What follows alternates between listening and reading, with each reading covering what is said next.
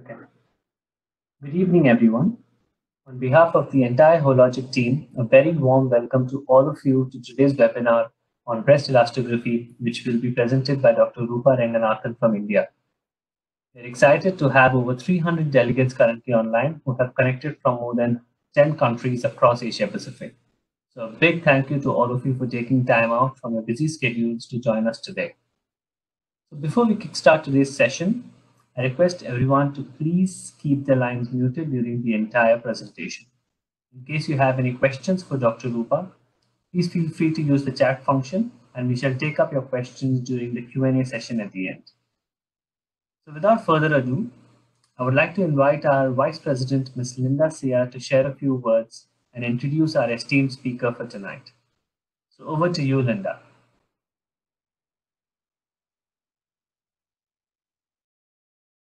With great pleasure for me to introduce our distinguished speaker tonight, Dr. Rupa Ranganathan.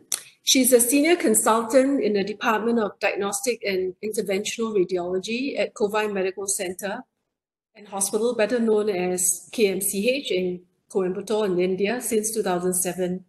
And she heads up the Breast Center and Division of Women's Imaging since 2013. Dr. Rupa is also a teaching faculty for the DMB program for radiology residents and has been doing so for more than 13 years. And she's also currently for the FNB breast imaging program. Dr. Rupa had done her visiting fellowship and observership for this specialty in the University of San Diego, and that happens also to be where Hologic headquarters is sited, at Harvard University in the United States and University of Toronto, Canada. She is also a life member of the Indian Radiology Association and Breast Imaging Society of India. You could see that the list goes on. She's delivered multiple lectures, and without much further ado, let's have Dr. Rupa. Thank you, Mr. Sudeep and Ms. Linda, for the kind introduction. For the next 35 to 40 minutes, let's see what is breast elastography about, the basic technique and the clinical applications. Ultrasound and breast imaging has come a long way in history, starting from differentiating a lesion from solid and cystic. And there was a major breakthrough when we started discriminating the lesion as benign or malignant based on the morphological features. And due to recent technological development, we not only started classifying lesion as benign and malignant, but also we started predicting non-invasively the biological subtypes and the molecular subtype of the breast cancer. These are the important people who have contributed a lot to ultrasound and also to elastography. This is Dr. Stavros, who made a breakthrough study in differentiating solid lesions by describing the morphological feature to differentiate between benign and malignant lesions. She is Dr. Berg, who had a breakthrough study, multinational study in elastography, wherein we started looking elastography seriously, and this study has made a differentiation in characterizing the lesion as benign and malignant by laying off certain cutoffs. And he is Dr. Richard Bird, who has got a lot of publications on breast elastography and has contributed a lot of quality innovations in that. Elastography by mean, it is a tissue elasticity or stiffness in vivo, and this is an imaging equivalent of clinical palpation. By adding elastography into morphological features, we were able to characterize the lesion better and hence increases the specificity of our diagnosis. It's also being incorporated in the second edition of Ultrasound Biarritz lexicon as soft, intermediate, or hard. As we all know, elastography is of two types. One is compression or strain elastography, and other is a shear wave elastography. So various vendors have different principles when it comes to both strain or shear wave, and we need to understand what technology is being used in our elastography in the system that we use. We'll first see what is strain elastography.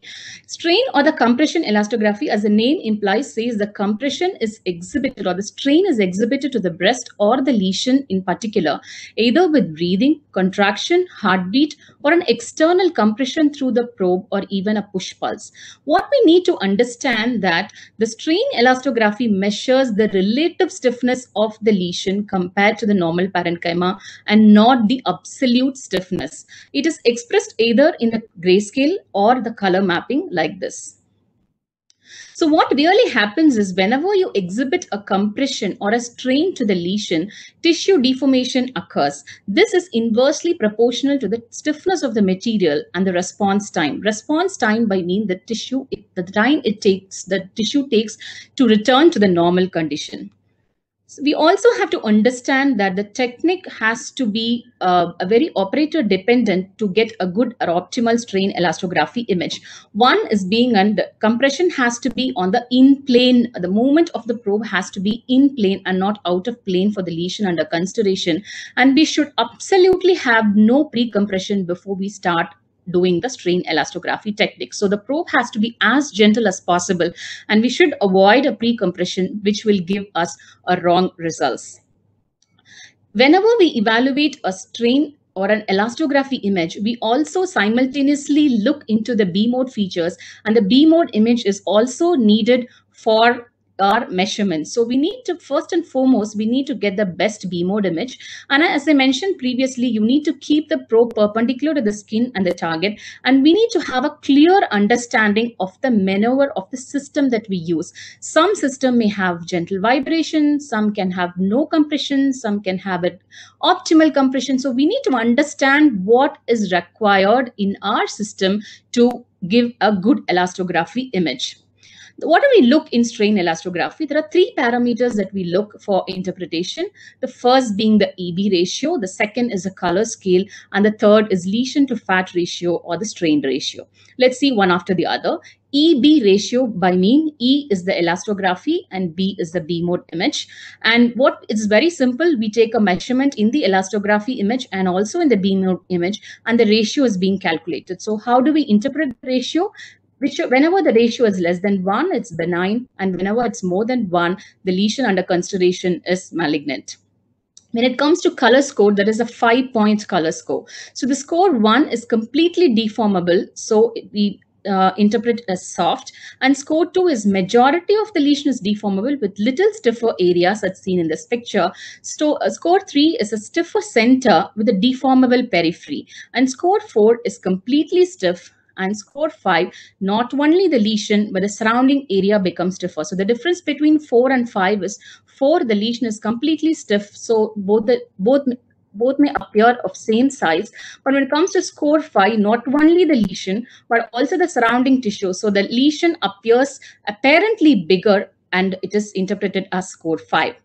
So how do we interpret strain elastography with a color scale? You give a negative score when the score is 1. You say it is equivocal when the scores is 2 or 3, and it is suspicious when the score is 4 or 5. So whenever you get a completely blue or a completely hard elastography color, you start interpreting that lesion as suspicious. Strain ratio is a third parameter that we look into, which is the ratio of the average strain within the lesion compared to the contiguous breast tissue.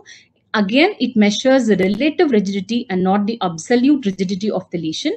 As the name says, the malignant lesions are expected to have a higher strain ratio than the benign lesion. So this is an example of a benign strain ratio. So there are several studies which says that this the second ratio, the second ROI, which you keep it to the normal breast parenchyma, can be in the breast fat or also in the subcutaneous fat. So in this case, the ratio is 1. So whenever it is that means the lesion and the surrounding parenchyma or the fat are the same. So the ratio is 1, which means it's a benign lesion. Unlike in this case where you have an elastography score of 7.3, that means the lesion is malignant. So how do we interpret a strain ratio? A benign is considered when the mean ratio is around 2.08, and whenever it is more than 3, you started looking at that lesions are suspicious, and they are clearly malignant when the mean ratio or the strain ratio is 6.28.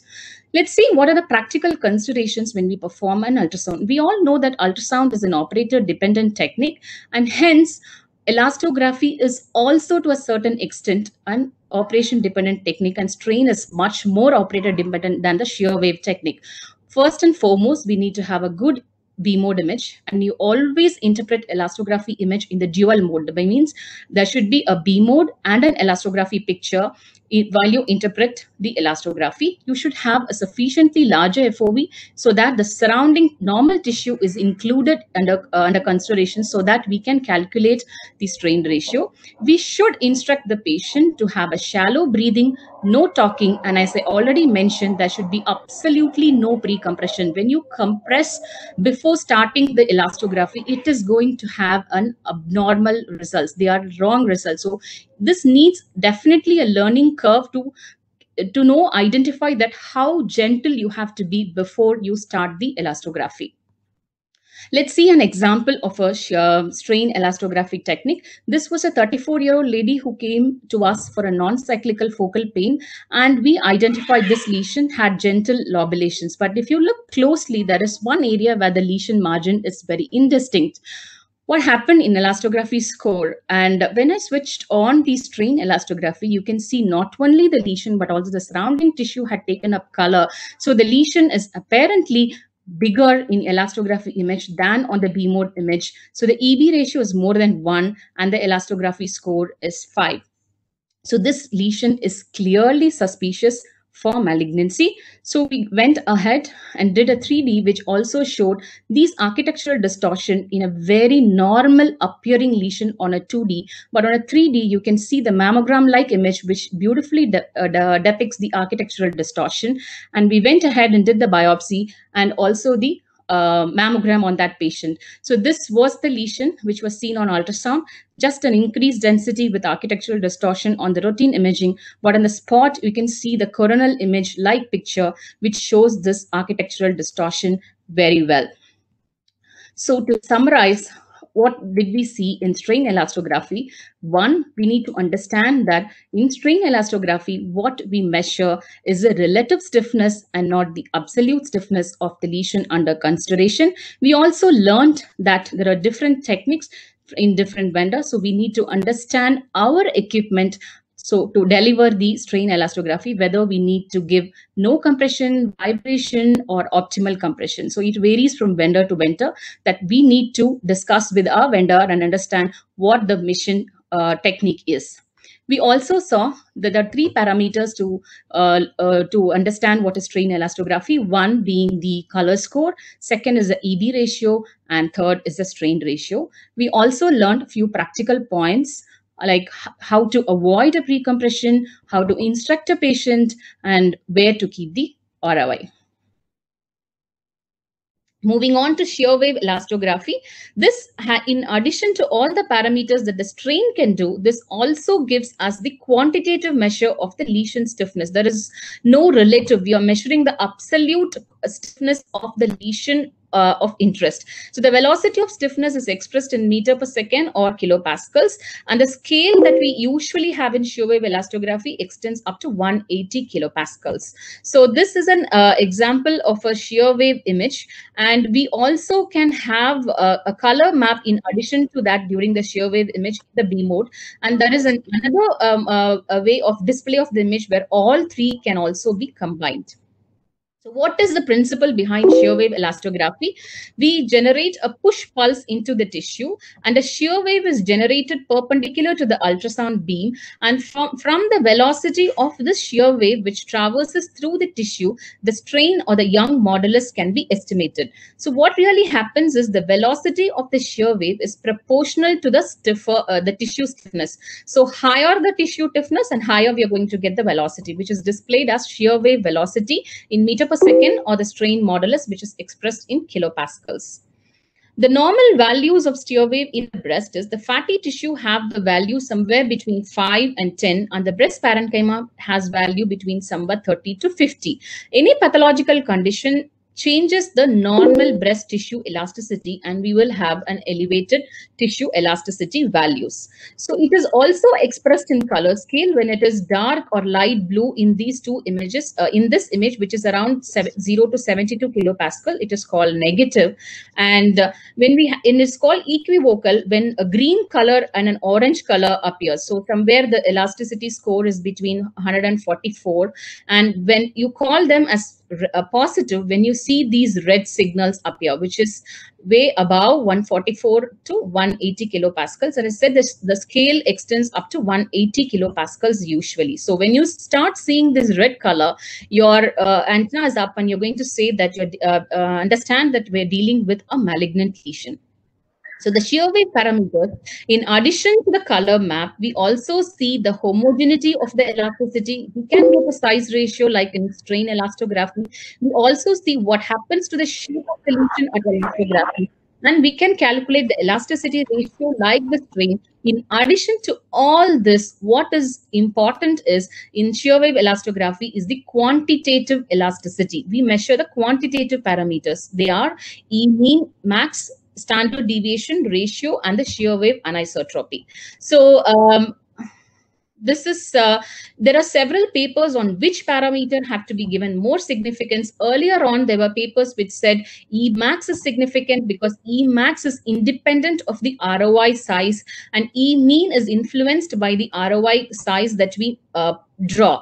But the recent paper had said that integration of these three parameters to come to a conclusion has grossly increased the specificity of our diagnosis or characterizing the lesion as benign or malignant. So we look into the E max, the E ratio, and the E mean of this. So this is a normal breast parenchyma, which is completely blue. This is a clearly benign lesion. So if you see, the mean is 12, the max is 17.7, the standard deviation is 2.3, and when you draw a ratio, by drawing an ROI within the lesion and outside the lesion, you measure the elasticity ratio, the shear wave ratio, which is displayed here. So this is clearly a benign lesion, and this is clearly a malignant lesion. So if you see, the mean value is 282 and the maximum goes up to 300. So we know that we are dealing with a very highly malignant lesion in this case. The other important thing that we encounter when we are performing a shear wave elastography is something called the lesion doesn't take up the color much and you see like a void, but the periphery of the lesion shows a lot of color uptake in the elastography color map. So what happens is, why do we get, and this is described as something called stiff rim sign, which is very specific for a malignancy. Why it happens? Because that the rim is showing a high elastography score because of the desmoplastic reaction and the attenuation of energy by the shear wave by the peritumoral region, and hence we see a hollow in the center and a good the color map is so well displayed in the periphery of the lesion. So that is, we call it as a stiff rim sign. And the studies have said that up to 65% of malignant lesions display stiff rim sign when you perform a shear wave elastography. So that another component in shear wave is the 3D elastography, which is very important because when you perform a 2D imaging, we need to know that we need to do it in both the plane. Sometimes one plane, the lesion may appear so soft, but if you turn around the exact orthogonal plane, we may find the elasticity score is much higher. That of operator dependence is highly eliminated when we perform a 3D elastography. And there are a lot of studies, interesting studies on 3D elastography with several clinical applications, which we will be discussing in the following slides. So this is also displayed as a tomographic slice image, and you can see the elastography distribution, which part is very hard in treating all the three planes. And it is very easy to target those areas so that we get a good histopathological report. The other one in shear wave is something called the real-time elastography. So if you see, this is a very advanced technique wherein you can actually move the probe and simultaneously acquire the elastography. So if you come towards this area, which is actually was a calcified DCS. Again, this was a young lady who came for a non-specific pain, and when I saw this area, there was definitely this was looking abnormal. So when we switched on the color, the elasto, we knew that there is something definitely abnormal. And you can see that when you move from that hard area to the normal tissue, you can also beautifully see the transition that is happening in the color map. So this is something very interesting, and it will be helpful in assessing the extent of the lesion. And when you have both invasive component and the DCIS component, you can actually map the exact extent. And there are interesting papers on that the elastography also helps in the assessment of the tumor size, which is comparable to the MRI and the final histopathological size. So what are the technical considerations that we need to have when we do a shear wave? Shear wave is a lot more operator independent compared to the strain wave, but still there are certain technical considerations that we need to follow up. As I discussed about the Stifram sign, exactly this is important, because you can't keep the FOV so small, which only including the tumor, though it measures the absolute stiffness. You may have to include the tumor and the peritumoral area. Otherwise, we would falsely interpret the lesion as normal or benign. And you also need to have a normal tissue. The FOV should be large enough to include the normal tissue to calculate the ratio. And as in strain, this also have to have the probe perpendicular to the skin without compression. And you need to wait for a few seconds before calculating all the quantitative parameters, because you should allow the system to stabilize the color display before we measure. So we need to give at least 10 seconds for the shear wave color to get stabilized before we start measuring it. And as I said, it is important that you see the shear wave in both the orthogonal planes and not just in one plane and come to a conclusion about the shear wave values. And this is largely overcome when we use a 3D linear probe. So this is the color pattern which we need to see. If this is a typically benign lesions, you can see the lesion and the surrounding parenchyma is same blue in color. It is a negative. So we know that this is what we are dealing is with a benign lesion. This is a typical Stifram sign. So the FOV is large enough to include not only the lesion, but also the peritumoral area and the surrounding normal parenchyma, so that we can know that this is the a malignant lesion that we are dealing with, and the elasticity ratio is going to be extremely high, concluding that it is a malignant lesion. But when you see these two patterns, what happens here is the same benign lesion, but if you give too much of pre-compression, it gives a sort of an aliasing. So this is an artifact. This is not real. So you will not conclude this as an abnormal lesion with or an indeterminate lesion because it has a shade of green. So you need to know that your pre-compression is more. So you need to take off the probe and keep it as gently as possible. And again, when it comes to the chest wall and also to the skin, you will see these red colors. These are again artifacts which typically arises from the skin and also from the chest wall. So you need to be aware of these artifacts when you perform a shear wave, that when it is close to the chest wall and also to the skin, if you see this red color, it is mostly artifact. And when you have this aliasing color from top till the lesion, you have to be sure that you are not compressing the lesion more, so that you start interpreting the lesion as indeterminate or even hard. So this is an example I show you. So this was a typically benign lesion. This is without any pre-compression. You can see the lesion is completely blue. The same lesion I have compressed, I have pre-compressed. We can also see that this lesion is getting distorted a bit, and now this lesion is looking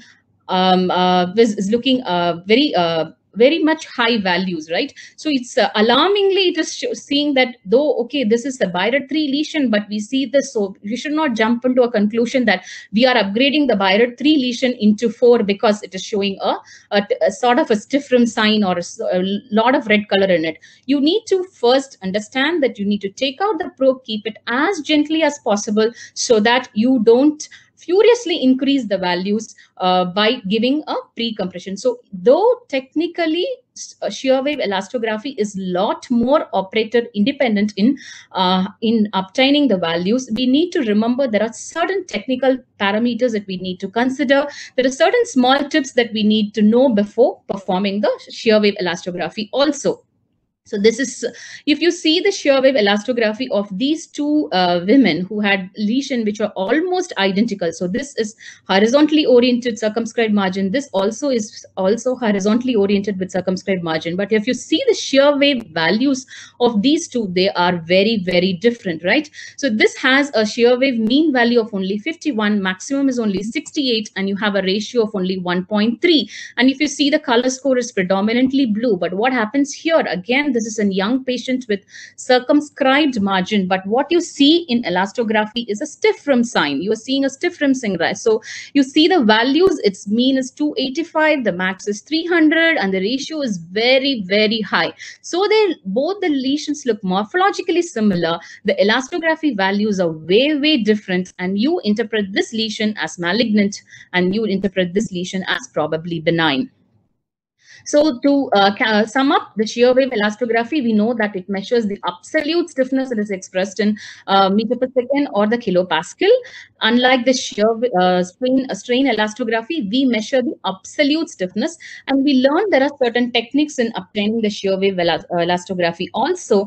And apart from, in addition to the qualitative parameters that we see, which includes the color score, the ratio, the distance, we also have specific quantitative parameters that gives into large insight about what is happening about the lesion.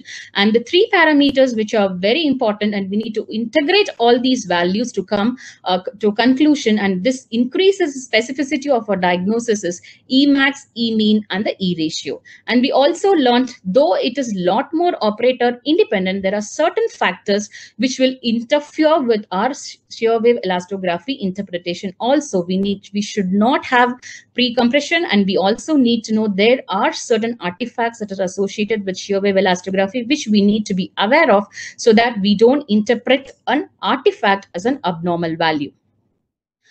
Apart from strain and shear wave elastography, there are some intrinsic factors which affects the elastographic quality, which are lesion size, lesion depth, and the breast thickness. So what happens in both the techniques?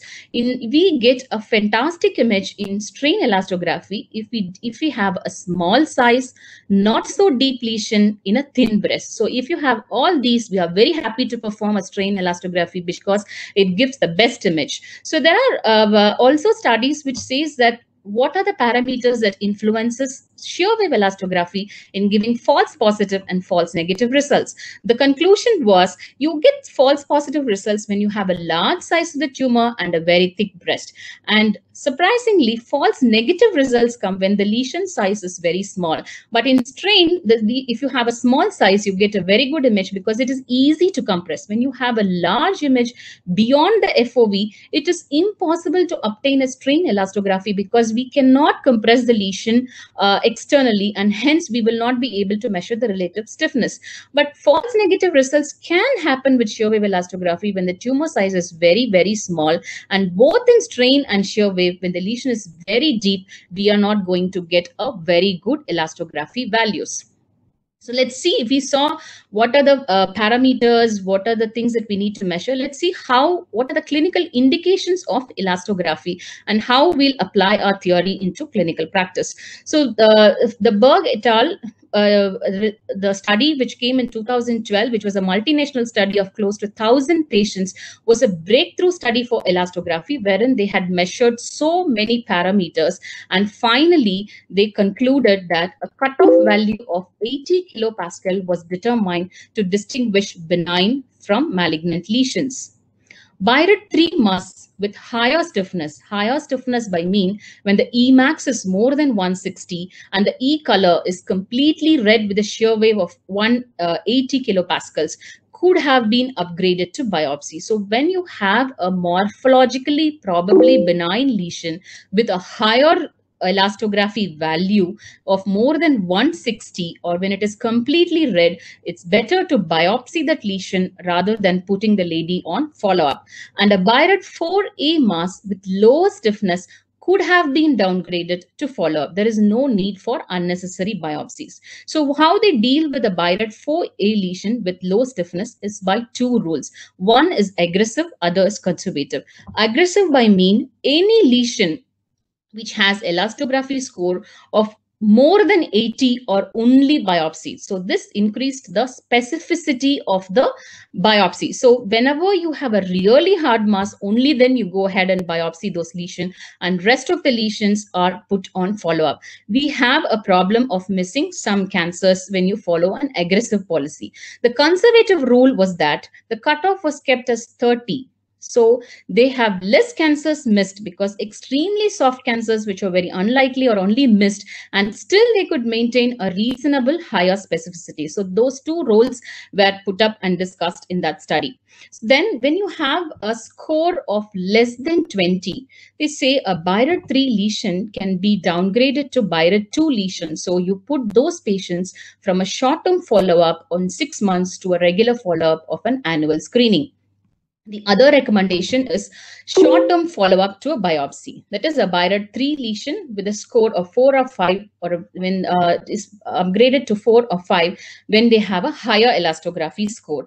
This is very, very important in our setup, because we really can't downgrade many times a 4A lesion to 3 and put the lady on follow-up, because in our setup, we all know in our clinical practice, when you tell that lady that there is nothing to worry, at that moment she disappears. We hardly get patients who come regularly for a BI-RADS 3 follow-up. So more than downgrading the lesion of 4A to 3, this carries much more value, because you definitely are going to not miss a cancer by performing a biopsy right away, and not recommending that lady to go for a follow-up when they have a definitely high elastography score.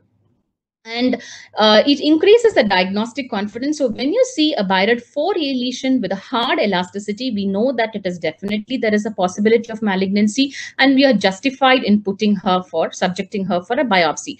Again, when you see a fat lobule or a complicated cyst, you do not know whether you're dealing with a pseudo lesion or a real lesion. When they have a markedly soft elasticity, again, it increases our diagnostic confidence. We are not in a dilemma of whether to put her on follow-up or to leave that as a fat lobule. So these two situations, both benign and malignant, helps us when you put on the elastography. At the elastography parameters, it increases our diagnostic confidence. So to summarize this, the lesion morphology, role of elastography in lesion morphology, we have a BI-RADS 3 and a BI-RADS 4A lesion, and we have all these possibilities. The elasto can be completely benign, or elasto can be suspicious. So what do we do? For a BI-RADS 3 lesion, when the elasto is suspicious, you're going to give a BI-RADS 4 and subject her for biopsy. When it is benign, when the values are extremely low, less than 20, you can possibly downgrade her to BI-RADS 2. When 4A elasto is suspicious, you probably can upgrade them to 4B, or you're more comfortable in subjecting that lady for the biopsy. When the elasto is benign, you follow aggressive or conservative rule, and possibly can downgrade her to BI-RADS 3. Of all this is what is actually very relevant in our clinical practice in our country, because we don't miss a cancer which is presenting as a probably benign lesion, because the elasto helps us and makes a lot of difference in her life when we upgrade her and catch that cancer, not 6 months later, but at that point of time. The second application is on second look ultrasound. When you use or add a real-time shear wave to a second look ultrasound after performing or identifying an additional lesion on dynamic contrast enhanced MRI, it helps to increase the detection rate of cancers and also help to target the cancer for ultrasound guided biopsy. So a confidence level in identifying the lesion and targeting the lesion and not subjecting her for an MR guided biopsy is definitely increase when you apply or add shear wave elastography feature in addition to ultrasound. So this is an example. This was a lady who presented to us with a left breast lump and a left axillary node, where you can see the mass on mammo and also on ultrasound. And this is the malignant appearing level 1 node. So because it was a lobular carcinoma on biopsy, we subjected her for MR, and you can see the additional lesion which is seen on the contralateral breast, which was not picked up on the mammogram and ultrasound in the first place. So we performed a second look ultrasound, try to target this area. There was something very very indistinct, but we weren't very sure whether it is a normal gland or it is actually a lesion. But if you perform an elastography, that particular area did show increase in elastography values with lot of red colors, and the mean value was 122 and the max was 181. So this helped us to increase our diagnostic confidence. Maybe we explain the patient, maybe we would try performing a biopsy of this lesion under ultrasound. In case if it turns negative, then probably we'll subject you for an MR guided biopsy. We gave an option to her, and patient was ready to take an ultrasound guided biopsy of this lesion, and it indeed turned out to be an invasive mixed ductal lobular carcinoma. And this was the specimen ultrasound, very innocent looking, or very we are not able to differentiate between whether it is a glandular tissue or a mass, is very well seen on the specimen ultrasound. You would definitely agree that this is indeed a cancer. Response to the third application is response to neoadjuvant chemotherapy. It is actually, the study says it is comparable to MRI in predicting the response. It predicts non-responders early, even after 2 cycles of chemotherapy. It can very effectively predict the residual disease, which is also confirmed with histopathological diagnosis. And the stiffness is more related to stromal biomarkers, which are classically those non-responders. So those non-responders, when they retrospectively evaluated, found to have a higher stiffness values, and they said there is some correlation between the non-responder and a higher stiffness values to start with. So these there are very interesting studies which is coming up on response to neoadjuvant chemotherapy, the role of elastography, not only 2D but also in 3D. So this is a lady who had the stiff rim sign. The pre-neoadjuvant values were around 250 for her, and this is after 2 cycles. You note not only the decrease in the size of the lesion, but also a significant decrease in the elastography color map too. So the maximum value was only 44 in this patient. So we know that even after 2 cycles, in addition to the grayscale, the shear wave also shows a change in the value, and the maximum stiffness also decreases, and you can see a lot of difference in the stiffness between the pre-neoadjuvant and even after 2 cycles of chemotherapy. The 3D shear wave elastography is a very recent evaluation for measurement of the tumor response, which is comparable to the contrast enhanced MRI. It can provide us valuable information in reduction of stiffness during treatment, which could be a potential indicator of tumor response. And because in 3D we have the visualization of the coronal plane, which is a mammo-like image, we can better assess the peritumoral stiffness rather than seeing only on a 2D image. So this is from the article which had said this. You can see on day 0, this was the elastography values, and which is showing subsequently decrease in the elastography values. And in 153rd day, you can see that the tumor also disappeared and the color map had shifted from red to blue. So this patient had brilliantly responded to chemotherapy, and which is also reflected in the elastography, the stiffness values. If you see the value, it started with around 150 and this was around 18. If you see the same way as a non-responder, day 0 and day 56, there is not much change in the elastography values and also in the tumor size. So 3D elastography, which gives a coronal-like image, gives an overall idea about not only the volume of the tumor, how it shrinks, but also the change or no change in the stiffness values to discriminate the responder from a non-responder. The last application is prediction of molecular biology. So the triple negatives and HER2 positive tumors in studies have shown greater stiffness than the ER positive tumors. So the triple negatives, the ER negative, the PR negative, and the HER2 positive, all of them showed greater stiffness compared to the ER PR positive tumors. And this had very different results in different studies. However, if you see the tumor size, histological grade subtype, they were independent factors influencing the shear wave stiffness. So we were consistently getting higher stiffness values for higher grade tumors, though the molecular subtyping have got different or variable results in different studies. So the stiffness values can actually predict the grading of the tumor. We get a higher stiffness values for a higher grade tumor.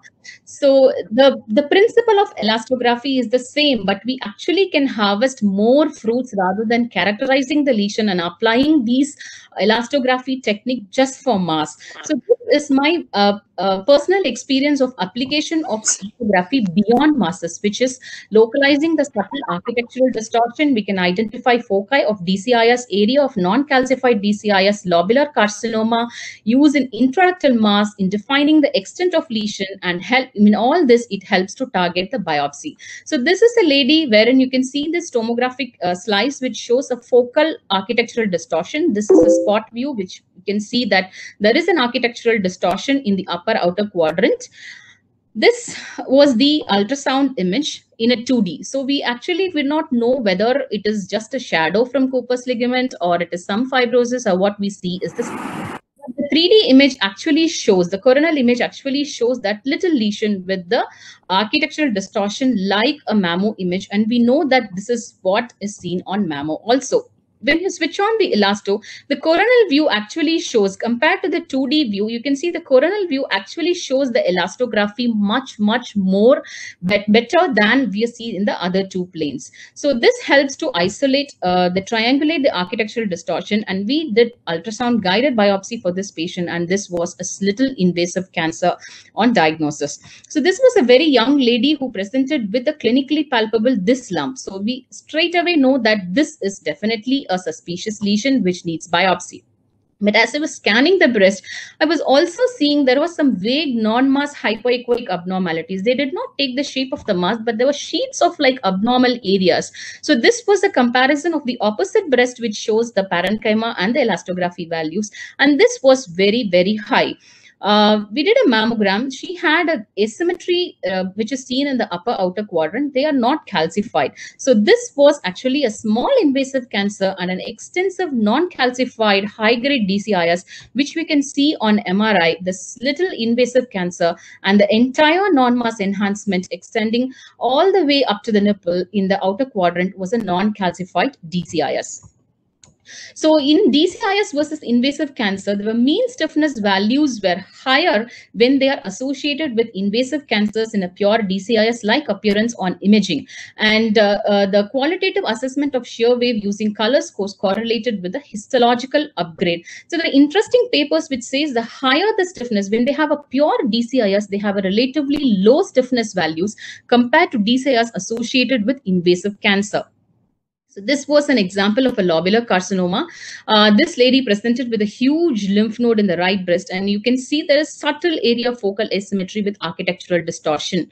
Again, this was a non-mass abnormality, a sheet of abnormal tissue, which increases your confidence. This was not palpable. She just presented with an enlarged lymph node, and the mammo indeed show an area of abnormality. And when you switch on the elastography, you can see there is a lot of difference in the other breast and the in the abnormal breast parenchyma and the normal breast parenchyma. You can see the difference so evidently. And this was the area which was biopsied and was a lobular carcinoma. Intraductal mass. So this was again an elderly lady who presented with spontaneous nipple discharge. Mammo did show some calcifications which were pleomorphic. Other than that, there is no contribution. Her ducts was filled with blood. She was like having lot of bloody nipple discharge, and we were unsure where exactly the abnormal duct area is, which is the blood filled duct and which is the abnormal area within the ducts. So the elasto indeed helped us to localize the abnormality within one of the duct which was targeted, and this was a case of DCIS. So at the end, we saw the standard clinical applications with evidence base, and there were some more clinical applications which can be explored, which I had shared out from my clinical experience. So at the end, we will have questions, right? So can the elastography be performed or interpreted in isolation? So this will never be done. Elastography always is with B mode and the morphological features, and it is never performed in isolation. So whenever you perform elastography, you will have a standard dual mode, wherein on one side you will have the B mode display, and the other side you will have the elastography, which can be strain or shear wave. So Some people will have shear wave and some people will have a strain. So which is better? Still now, there are no clear studies which had said that one type of elastography is superior to the other.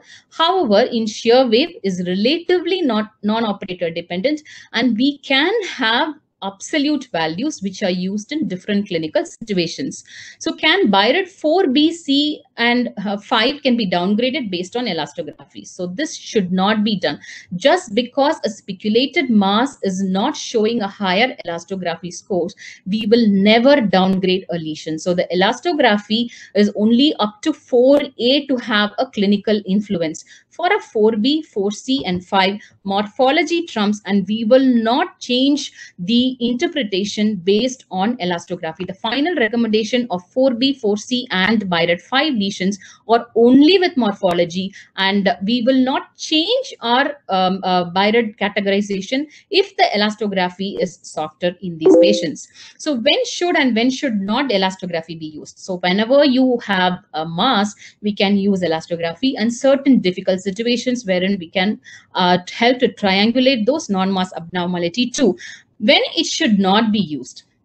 When the lesion, both strain and shear, when it is within 3 millimeter from the skin, the elastography will influence, will have a spuriously high values, because we don't, that amount of redness will have a spill over the lesion, and hence our interpretation will not be right. So if it is very, very superficial, we will not apply elastography.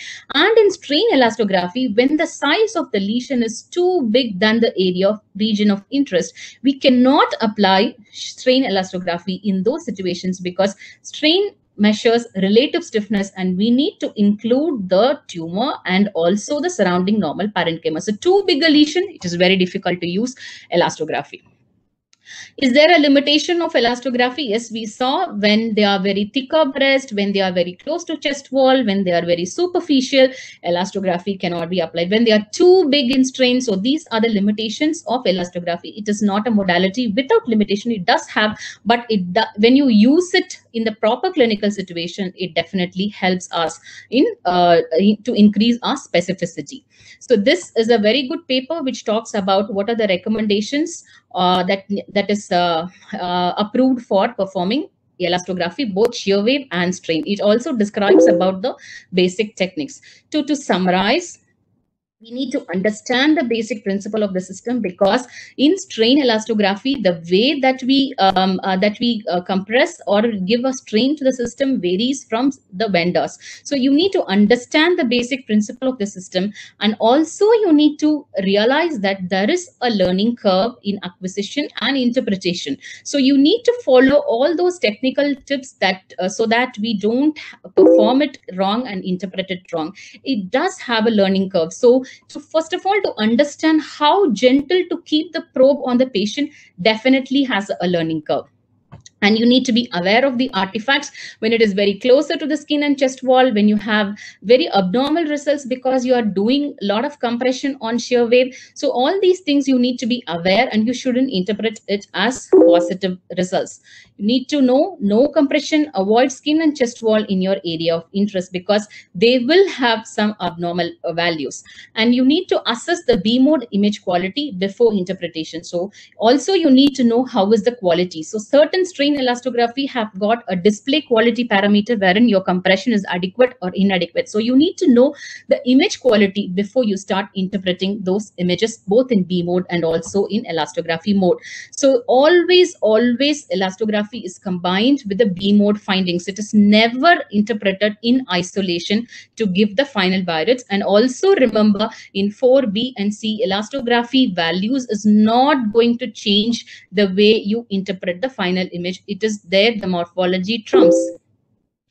It helps in mass characterization. It also improves your specificity in characterizing the lesion into 3 and 4A. It detects the invasive component in DCIS, because in DCIS, the stiffness is pretty much low compared to DCIS and invasive cancer. It helps in targeting the biopsy in second ultrasound, thereby increasing our specificity and also cost effectiveness to the patient. It can predict molecular biology, and both 2D and 3D elastography are comparable to dynamic contrast enhanced MRI in predicting the treatment response, but it definitely has many more potential clinical applications beyond all this mass applications which needs to be explored. Thank you. Hello, Rupa, can you hear me? I'm Dr. Pratibha. Yeah. Hi. Hello, very nice and informative presentation. I Thank you. that even we are doing the E strain, so we have to take into consideration the lesion as well as the surrounding parenchyma in the same view, as you told. Correct. Yeah. Same time when we are putting the ROE, so the ROI is at the same depth in the lesion as well as in normal parenchyma to get the exact E value. Exactly. If you have to measure the ratio, the ROI should be kept in the lesion and the second ROI should be in the normal parenchyma. So how will you detect which is normal? You will also see the color scale, because the tumor and the immediate peritumoral area will not be considered as normal parenchyma. So where the color display is completely blue, you have to put your ROI there, assuming that that area is normal to calculate the ratio. Both the ROI, they should be at the same from the skin. Not level, they shouldn't be in the same, it's preferably in the same level. We don't put it very superficially. It's preferably in the same level. Yeah, you're right. Otherwise, you'll get the difference because the pressure difference that will be there. So Exactly. Yeah, the ratio can be falsely low when you put the ROI close to the skin in the normal breast parenchyma. It's preferably in the same level. Yeah, it shouldn't be very close to the skin, because wherein you will see some amount of increased elastography values of the normal tissue, because some amount of compression will still be exhibited on the parenchyma, which is immediately beneath the skin. Okay, and I've got one more question. You said that for the hormonal assay, that this triple negative and the HER2 positive, they both are having high stiffness. So Correct. about the HER2 positive, is okay. The HER2 positive as well as luminal B, they can have the high stiffness. The triple negative, it is not digestible. Means how they have explained it. Like triple negative tumors, they are hyperintense. So they have a more of a cystic component as compared to the HER2 positive Not tumors. necessarily they are cystic, they can have increased cellularity. That is why, though they are morphologically appearing to be circumscribed masses, you do get very high values, which I showed you a previous example. That lady was a triple negative cancer, which had presented as a probably benign lesion on morphology. Indeed, she had a stiff limb sign wherein her elastography of 300. But you have two controversial results in the characterization, I mean, the stiffness elastography values in correlation with the molecular subtyping. But both the studies have compared the grading of the tumor and the molecular subtyping. Both of them had consistently said higher the grade of the tumor, higher the stiffness. It is considered as an independent parameter to assess the grade of the tumor. But one study had concluded that there is a definite correlation between the stiffness values and the molecular subtyping. The other study which said that there is grading are correlating, but the molecular subtyping are not correlating. So we still do not have a definitive study or multiple studies which had said that there is a correlation between stiffness and molecular subtyping. There are only two big studies I had come across. So maybe we have many more things to explore with elastography. Is there any more questions? Rupa, there are a number of questions. I'll just take it one by one. One question is to explain strain elastography, because they couldn't hear that portion clearly. Can you just briefly explain strain elastography? Okay. Strain elastography is something which is very equivalent to clinical palpation. So you give an external pressure, either by a small vibration or an RF or by an external compression. So what we see is how stiffer that particular lesion is in comparison to the normal parenchyma. So we don't get an absolute stiffness value of the lesion in strain. We get the relative stiffness of the value, relative stiffness value of that particular lesion in comparison to the normal parenchyma. So there are three parameters that we look in strain elastography. One is the color score. So that is 1 will be completely soft, 2 and 3 will be having a mixture of colors, so it is interpreted as indeterminate, and 4 and 5 they are completely hard. What is the difference between the color score 4 and 5 is 4, the lesion is completely hard and it is suspicious. 5, not only the lesion, but the surrounding tissue also takes up the color completely. And so in elastography map, you see that lesion is apparently bigger compared to the B mode ultrasound. So you give a score of 5. So 4 and 5 are considered suspicious. This is with color score. Other is the EB ratio. E stands for elastography, B stands for the B mode. So you measure the lesion in B mode and also in elastography mode, and then you calculate EB ratio. Any ratio which is more than 1, which means the lesion is appearing bigger on elastography compared to the B mode, you're going to call that lesion as suspicious. If the lesion appears the same in B mode and elastography mode, the ratio is 1 or less than 1, you're going to call that lesion as benign. The third parameter that we measure is the strain ratio, wherein you draw an ROI, something like what we saw in shear wave, which is very similar. You draw an ROI in the lesion and also into the adjacent normal parenchyma, you calculate a ratio. So anything which is above 3 is suspicious. When it is 6.28, it is going to be malignant. When it is around 2, you're calling it as benign. So these three parameters that we see on strain elastography. Is there, there's another question which has come in. It seems that shear wave elastography is more sensitive than strain elastography. What is it that you find in the practice? I had used strain elastography till 2016, and from 2016 till date, I'm using a shear wave elastography. So I feel shear wave elastography is more convincing because we get the values and we know that what you're dealing with malignant. So in strain, there is lot of operator dependence is there. We need to always check whether our compression is adequate by checking the quality map. Though the pre-compression, we will get used to it. So the compression or the strain that is exhibited on the lesion has to be consistent. So the operator dependence is little more on a strain.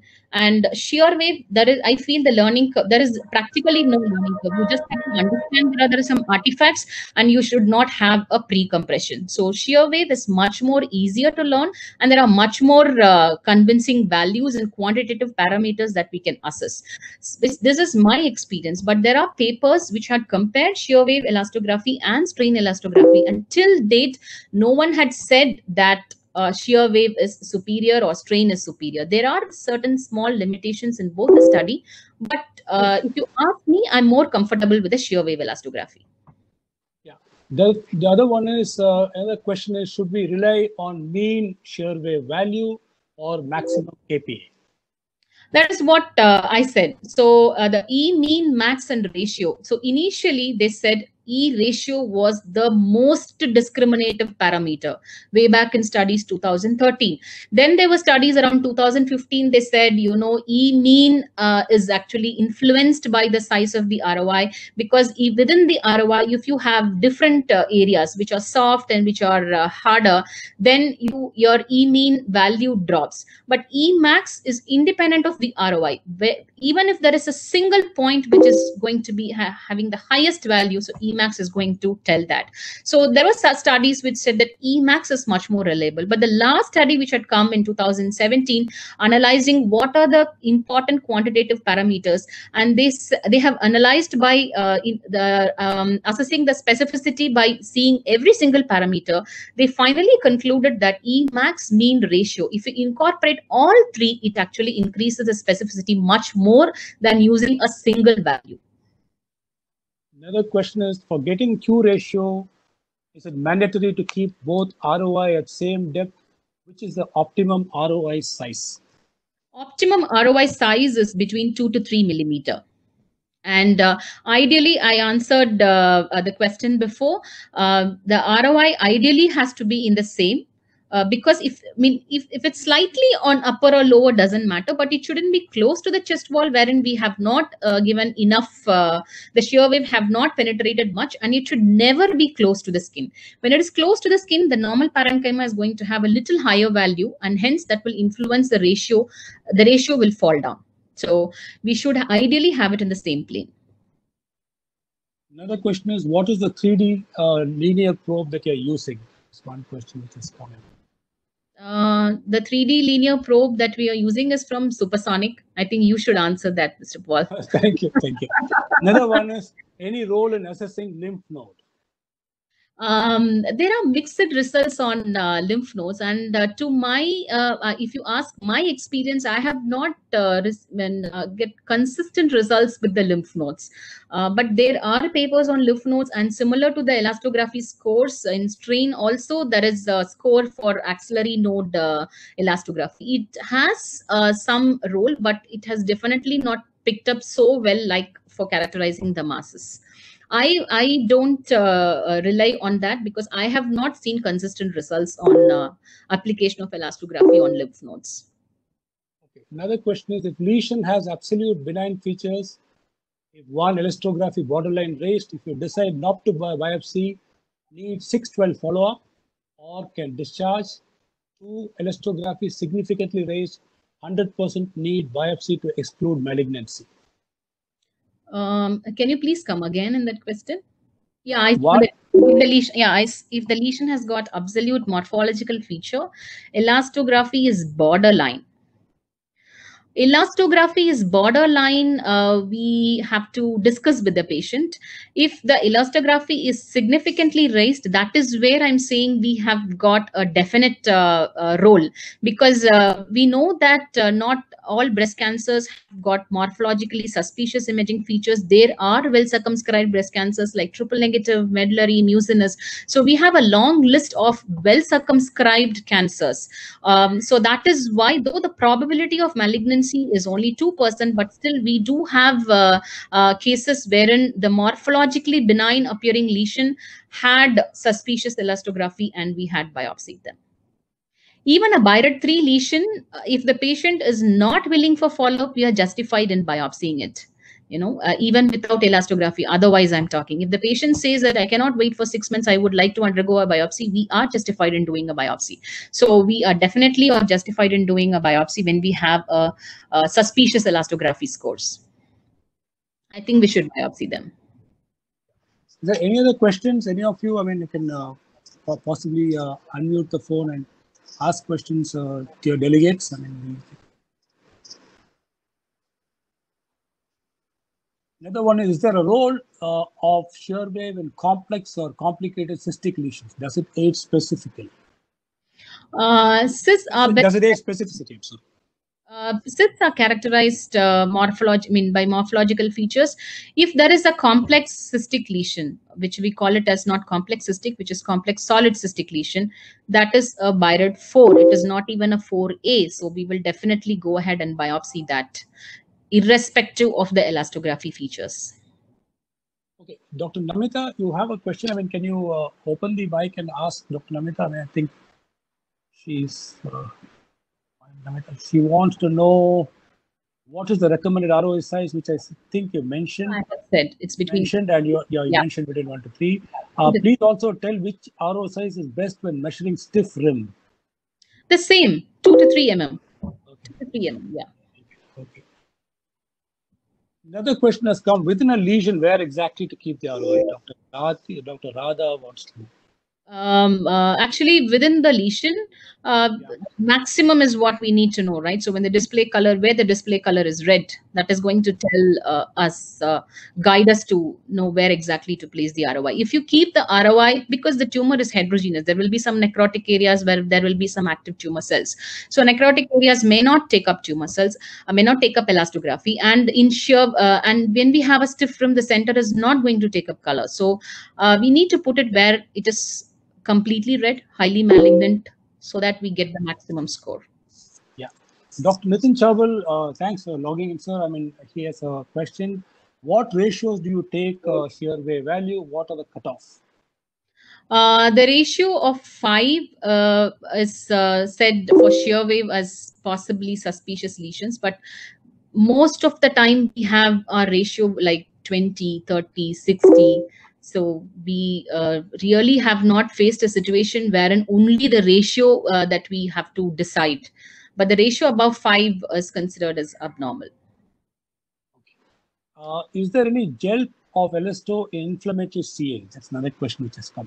Any help of elasto in inflammatory cancers? Yeah, whenever you find a small primary or a non-mass area, I found elastography in my clinical practice a lot more useful in identifying those lesions, especially when they are presenting as non-mass abnormalities. Yeah. Besides breast lesions, what are the uses of the 3D probe? 3D linear probe. Can be used in musculoskeletal applications too? Yes, musculoskeletal issues. Yes, musculoskeletal. I think that's a question for you, yes, Mr. Paul. Yes, yeah, I know. Dr. Rupa is a breast radiologist. Besides using for breast, we also use for musculoskeletal applications right now. What about lesion along scar to rule out recurrence? It's another question, doctor. There is a very interesting study which also had said that elastography values are much higher in tumor recurrence rather than fibrosis. But I personally have not faced such a situation, so I don't have a personal experience. But there is a very interesting study on that too. Okay, there's another question from Dr. Lililai. I think probably you answered part of the question earlier. What is the cutoff? Is the cutoff at 80 kilopascals based on Emax or E mean? The first question. And second is, what's the cutoff value for E ratio? Yeah, the Emax is what they considered and not the E mean. And the cutoff was 5, which I already answered. Yeah. The study that the Berg et al. Study was, the cutoff was for with Emax, not for E mean. I think we come to the end of the questions. Thank you, Dr. Rupa. It was this very wonderful presentation, very informative on not only the technique, but right from the principle, technique, applications, and the amount of case studies that you presented. Thank you so much for being part of us and taking this initiative to come and present. Thanks everyone for joining in right from far out Malaysia, Singapore, Thailand, Vietnam. I mean, thank you so much. Your timeline must be 9:30, 10. You must be about to hit bed. Thank you so much for finding time to join us. We will be coming out with a series of more webinars. And even this webinar, we'll be recording and putting it on the YouTube for you to watch. Thanks once again, everyone. If nobody has a question, we can sign off. Have a great weekend. And see you soon. Everyone who across the Asia and even from France who had registered and attended. Thank you so much.